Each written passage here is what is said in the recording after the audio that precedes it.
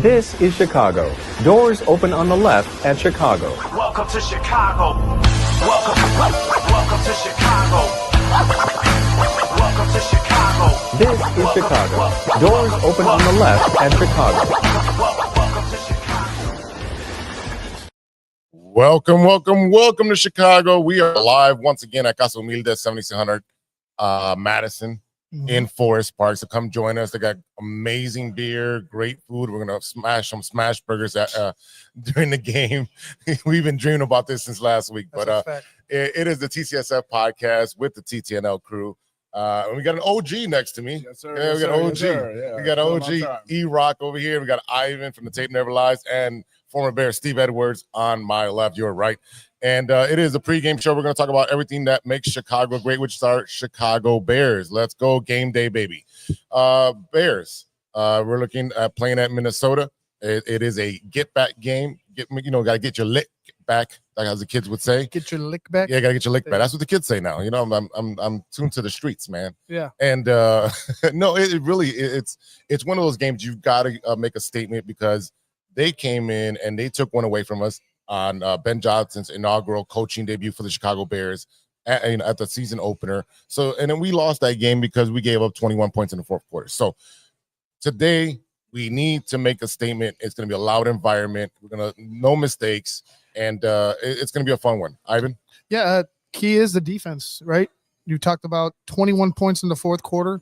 We had that game. I thought we were operating well until we weren't. And then you saw the struggles continue and up until they figured something out during the bye week. But again, this just solely falls on the defense today. I think they should be angry. They should be upset. They got embarrassed. You know what I'm saying? They let up a lot of points. And right now, this is the biggest game the Chicago Bears are facing this season. Like, you can't go 0-3 in the division and 0-2 to the Minnesota Vikings and hope that you're going to, battle for a wild card because you're allowing teams to stick around. Like I said, my thing that I want to see the Bears do is put teams away, put boot to neck and finish them off. And this is the time where you could go ahead and put Minnesota in a predicament where they're pretty much in desperation mode every week, right? Every week they can't make a mistake. So I feel like the Bears right now defensively have an opportunity to change a narrative that they can't finish or they struggle to put away teams or they can't get to the quarterback. I think all those things can really find themselves today and they could have a big game for the Chicago Bears. Steve, talk to me about playing in Minnesota. It's one of those games where that was probably one of the worst places to play within the division and the whole NFL as well. It's just, you think about indoor stadiums and they had that and it's always loud in those places, but Minnesota is just different. And when you get that Viking horn after a big play, it kicks off the game. That's how, now they got the what's that chant? What they call it? The skull chant. That wasn't around when I was there, but the horn has always been there. Back in the day, they had the mascot with the guy. I think they don't no longer use him. The guy will come out on the motorcycle, the Viking. But the horn, it was something that was just so annoying.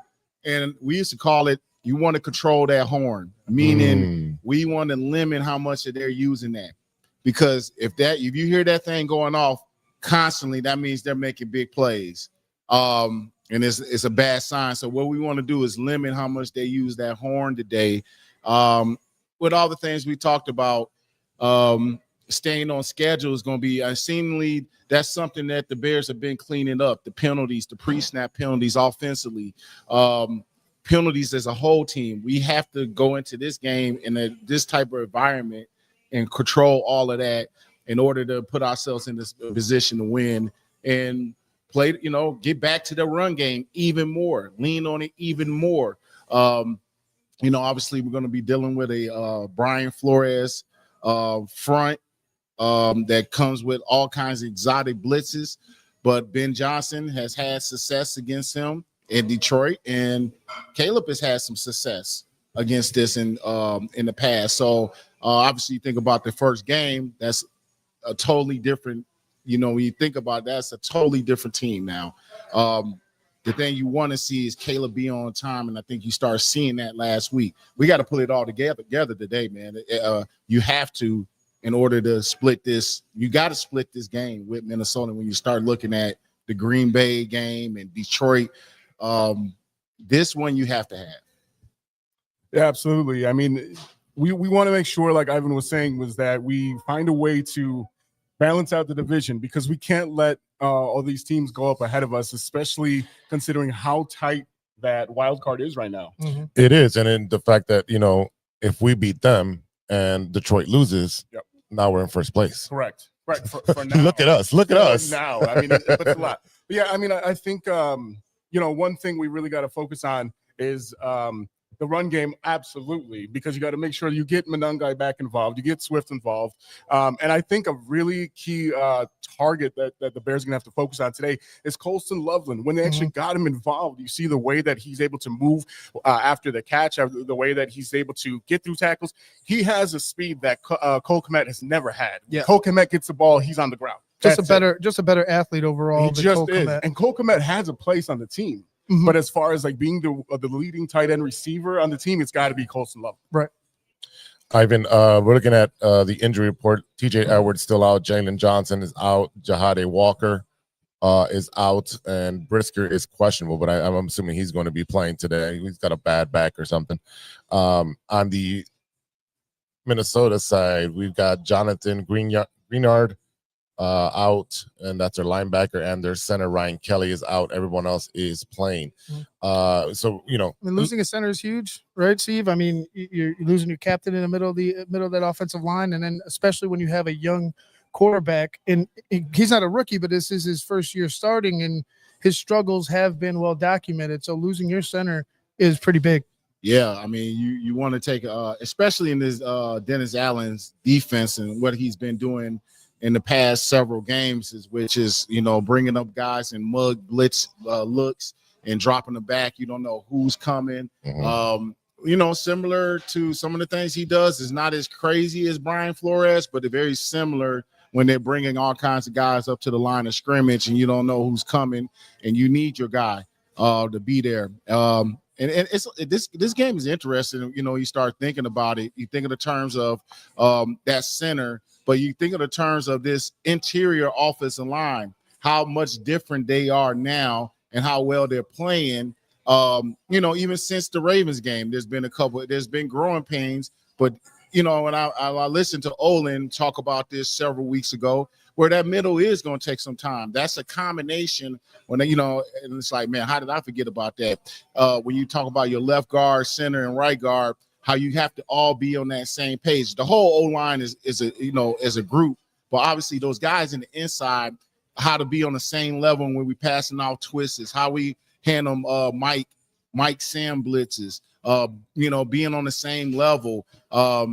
So that group is playing way, if you want to look at a thing that might help us a little better than what we had in that first game, is that group being on board and being on the same page and playing better together with Chris Dahlman, understanding the offense and calls and everything. So, and also Caleb understanding what's going on a little bit better. So that should help us in terms of handling that stuff. Steve, how do you handle the noise, especially as an offense that needs to be on a good cadence and a good on time? And we've seen the pre-snap penalties. So how do you address that in such a loud environment? You just gotta. You do that during the course of the game week, and during practice, and it's hard to say. You can't ever. You can have those loudspeakers going at practice and implement it as much as possible, but you're never gonna, get that same environment till you get to game day. What you're working on is that communication base, that silent communication, understanding what you're seeing, and it's just a look. Maybe, I don't have to yell out too much, but we see it. When you get everybody to see it, and you got, you're able to just like, hey, there's no miscommunication. I see what I see. You see what I see. We make one call. I hear you, and we got it. When you not knowing what's going on, and you can't hear, and you can't, so that's going to be the key. Caleb having a strong cadence and being on time with his cadence. I think that was something you saw early in the year where the offsides weren't just on the offensive lineman, it was on Caleb, probably his voice inflection. Yeah. That's something we haven't seen in the last few games. So he needs to keep that together. So I'm looking for all those things not to creep back into this game that we've cleaned up in the last couple of weeks. We have to keep the pre-snap penalties down and stay on schedule, meaning we getting up to the line of scrimmage, in and out of the huddle. And then I meant to say this last week. One thing Caleb has done, and you start seeing him comfortable, he's starting to move receivers. They're in the wrong spot. If anybody's never haven't noticed that in the last couple of games, there'll be a receiver on the right side. He's waving them over to get to the left. That means your quarterback is starting to get under control of this offense and is taking command in this offense. And that's what you want to see with Caleb. Jimmy, center Ryan Kelly is not playing today. So officially out. Was that what he said? Ryan Kelly, yes, center. He was asking. Yeah, I'm sorry. Yeah, he's out with a concussion. I thought I'm like, are you questioning me, sir? I think an important piece of the puzzle today is Theo Benedict. If he can stay there, because he's been the one where you see with these pre-snap penalties. Yes. But I will say, since he's came in and took over, I mean, he's done a phenomenal job. You see that the way that they're able, like I said earlier, to be able to run the ball. You saw the impact that it made on a guy like Casa Humilde. All of a sudden, bam, right? And Darnell Wright. Okay, can we talk about the last actual TCSF poster that I ever made was when he was drafted. It's the pancakes one, if you remember that. Yes, that was I one do. of my favorite ones. Yeah. And all you see is doing it. They call him the unicorn. I'm waiting for him to get his opportunity to catch a pass. I think if they go up big today, he's catching a pass. Maybe a touchdown. We're going to see some fridge action. I could see it. I could see that happening. Like I said, and you're right. Theo Benedict has done a phenomenal job stepping in as a left tackle. Pass rush is still in question. Is he the left tackle of the future? I don't know. But regardless of that, for his talent and what he's done so far, he's done a great job for us. But I would like to see a cleaner pocket for Caleb Williams today. And last week and I know they had great pass rushers, but again, that has been a consistent where you're constantly seeing free rushers, not only on the outside, but right in his face. And I would like to see the pass pro for the Bears offensive line be cleaned up, especially today. Yeah, and that's coming from the tackles position. You saw even Darnell, as great as he even mentioned it when he was talking about everybody was so enamored with that spin move that he destroyed Burns. But he also mentioned a couple plays before that Burns got him, and Burns is playing at an elite level this year. There's been some leakage. They played against one of the most talented defensive fronts in the NFL. So what I'm expecting, even though it's on the road, I'm expecting them to have a little more confidence in who they're going against. They got some threats on the end. Who are they? I know the Alabama DN, more of a speed rusher. Can't think of his name. Let's pull up the D line real quick. And this, while we're talking about who are the threats here, and for the Minnesota Vikings, and I forget his dang name. We're pulling it up here in a second. For the Minnesota Vikings, edge rushers, because that's going to be important. Because once we start getting a little more firm on those edges, that's going to, you see, because the inside, there's locking things up, and that's allowing Caleb to stay in the pocket. And even when he does get outside rush, he's able to see those guys and spin out. It's when the pressure's coming up straight at him. Yeah. But imagine when we start locking up the edges in the middle, it's just going to make everything a lot better for him. He's going to have quicker decisions. And we're looking at, I think you're talking about Javon Hargrave. That's the main guy, I believe. Yeah, Hargrave. We got, Hargrave gave us a tough time last game. He gave Jonah Jackson the business in the second half. In the second half, he's one of those get off the ball, quick step guys. And he was doing that in Chicago first game when it was a loud environment. So being at home, that's somebody we're going to have to neutralize. And like I said, they're playing at a different level. Jonathan Allen out today? Jonathan, let me pull that up. Yeah, it looks like. Yeah, I'm pretty sure that's what we said. Yeah. So I mean, I guess you get a break there going against a backup in that sense. But I mean, like even Ivan Pace Jr. I mean, we've seen him do really good things, especially in that first game against the Bears. You know, so I mean, look, Dallas Turner. Dallas Turner. He's one of those guys who's a speed rusher who I can see them throwing on Theo, you know, trying to challenge because that might not work with Darnell, but you could see Dallas Turner getting turned loose on Theo, and Theo's had a little bit of issue getting out of his stance. Yeah. Quick feet, but like I got to give him props that he's you know, instead of he's almost a distant memory. I can't even remember his name. Who we had in there prior. Yeah, I can't remember either. Our left tackle. I can't. Why can't I remember our left tackle that Ivan, our left tackle who used to be in there since Theo took over for? Why? I'm glad I forgot. Yeah, Everyone forgot. I think everybody wanted to erase him out. Braxton Jones. Braxton Jones. Yeah. Oh my God. I think, man, that's pretty bad. I knew one of y'all going to come with it. I think everybody has done the Men in Black. But you know what?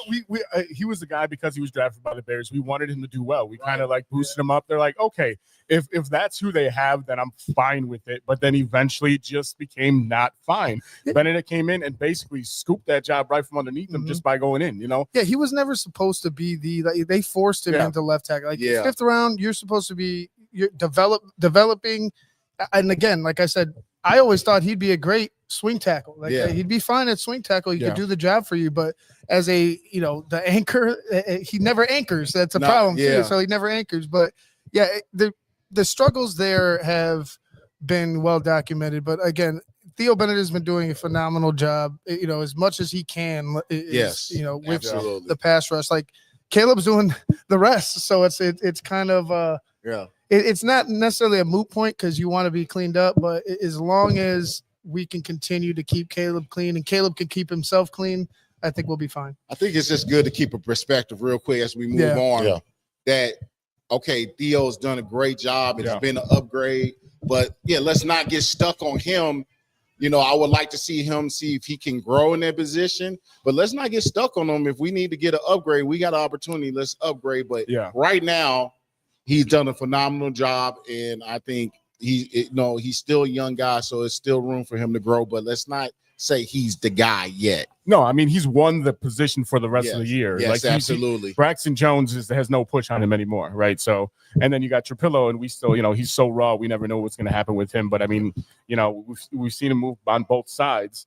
By the way, Jonathan Allen not out. He's actually in, but he was off for old. That was his designation. Just the rest. Yeah, it was the other Jonathan. Yeah. Ivan, talk to me about your guy, Monangai, and his role in today's game. It's got to be, I think it's got to be the feature. I think he needs to be the feature role. You talk about blitzes. I think if you run Monangai and let's say he runs into a blitzing linebacker, heck, I'm not necessarily guaranteeing that linebacker's coming down with a tackle. You've seen how many times he's breaking tackles on the first guy's pretty much a guarantee to have a struggle bringing him down, if he could bring him down at all.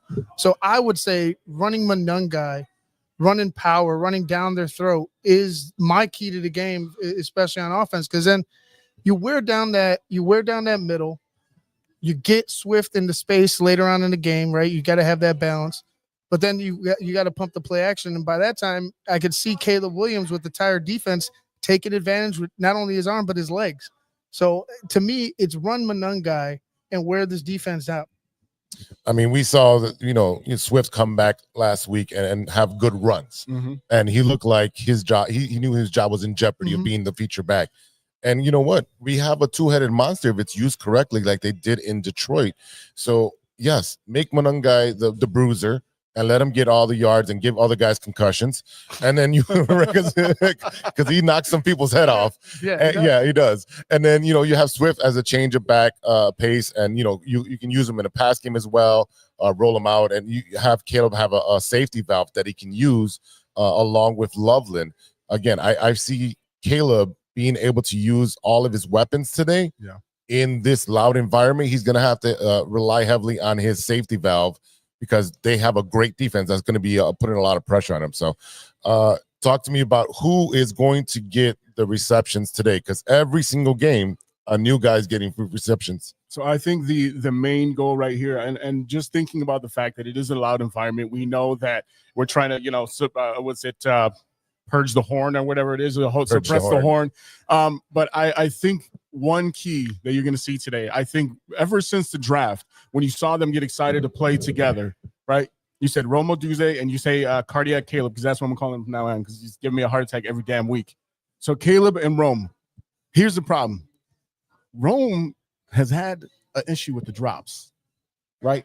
Ball hits you in the hand. I don't care what sport it is. It's baseball, it's softball, football, anything where you have to catch the ball. If it hits your hands, you must catch it. Mm-hmm. So that's a big thing. I think when you talk about his safety, who's going to get the receptions today, I think Rome is going to be a main target, but he's got to pull that ball in.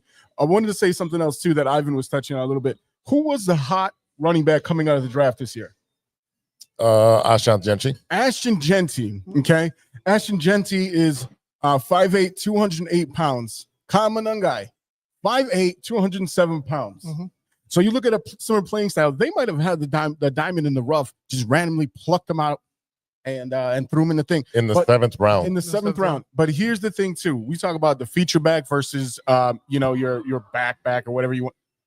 I think if you watched any Lions games in the past few years, you already know that in order for this offense to be successful, you need both running backs. And I think that no one knew what to see out of Shayne Marsaw. The difference between him and Genty is everyone watched film on Genty. Everyone knew what he was going to do. Marsaw just came out like a little bowling ball and just started knocking people over. It was like, where did this guy come from? So you look at the difference in the way that he runs up the middle, right down the gut, and then you look at Swift when he gets on those out routes. I mean, that's the big difference right there. But overall, again, I will go back to Rome Odunze being the main target because I think there is a certain comfortability, a certain the way that he felt so comfortable with Keenan Allen last year. You knew that Rome was going to go into that role eventually, and he's there now. And he's got to be, if you want to be successful in the long run, if you want to really, I think, blow out this team, Rome has got to get the ball early down the field and then get into the end zone. No more of this 3 points in the red zone. That's insane. I think Rome needs to catch the ball when we need him to catch the ball in critical moments. Like he is catching the football, and that's part of why his dad posted what he did. But it was a misunderstanding of what the frustration is, right? It's critical downs, critical situations in the end zone. That's where he needs to catch the ball. I think Rome will be fine. But again, the criticism of a top 10 pick shouldn't. It should be just that. It should be, hey, man, you're a top 10 pick, catch the football. I know Mike's talking about Luther Burden. That's where I wanted to jump off to. Luther Burden needs to be a factor today. Zacchaeus, I'm not saying to go ahead and bench him or whatever, but Luther needs to get some targets. He's earned this. He's earned it. We've waited all season long. Every time it seems like he gets the ball in the passing game, he's getting yards after catch. And not only that, he's catching the ball in critical downs and critical moments for us. So I think it's time to unleash Luther and get him some touch. I feel like they've been using Luther Burden as like a secret weapon, right? Because you know the talent that he has. You've seen him. And then all of a sudden he leaks out. Everyone's looking at where's Loveland? Oh, he had a couple of, hey, look out for the run. All of a sudden here's Luther just right. Drop right. I mean, they needed the weapon is already. I don't think it's a secret. I just think you need to use but it. You understand what I'm saying? I get it, but they just need to use it. Y'all forgot about this guy. Yeah, I get it. That just the Bears seem to forget about him. Yeah. That's my problem. The Bears seem to forget about him too. So it's time to unleash. Yeah, I just think you kind of go back to obviously some of the things that came out early. About the trust that he understanding of the offense and. Yeah, we see him make big plays, but we're not behind the scenes. And it could be a thing where until he gets comfortable with the routes but he seemingly, when the ball is in his hands, he's making plays. And at that point, as a coach, even if he's, I'm hoping that he's gained the trust of Ben, but even if he's not there yet, you see the impact he has when he gets the ball. So you, as a coach, like, hey, this guy might not have the full concept, but he's an impact, and we got to figure out a way to get him involved. Like, this is the thing that we know he can do well. Yes. We're going to do keys of the game? Yeah, we can run through that. Go first. No, I'm not going first. Keys of the game. I'm going to go with the run game has to be very present and prominent. You're indoors. You're on turf. You're not on that crappy field, that Soldier Field. Especially in that loud environment. Caleb's going to have to get into a groove of his offense, like we were talking about with the silent counts. Again, putting that running game and taking time of possession away from the Vikings, the less they can have the ball, the better. Mm-hmm. And I really think if they use that two-headed monster and use it very well, they can just march up and down the field because our offensive line is really good in the run game. So I want 100 yards from each one of these running backs, and I want Caleb another mistake game. That's what I'm looking at. Mistake-free game. Mistake-free game. Yes, thank you. Thank you. What's the score? I'm going to go 30-27 Bears. You're up. I'm up. All right. So I think realistically, Justin Jefferson, you got to control him. I mean, here's the thing. Honestly, I don't think you can. No, I really don't think you can. I think he's gonna tear the cover off, and he's gonna be down the field. And next thing you're looking up. That's why it's so important again for Roma Dunze to be out there to be that same player. But I think it's also important to stuff the run game and force JJ to throw the ball because he's going to make a mistake. This is what his 5th or 6th start ever. He's drafted the same draft class as Caleb, and he's had far fewer games. He's has injury issues.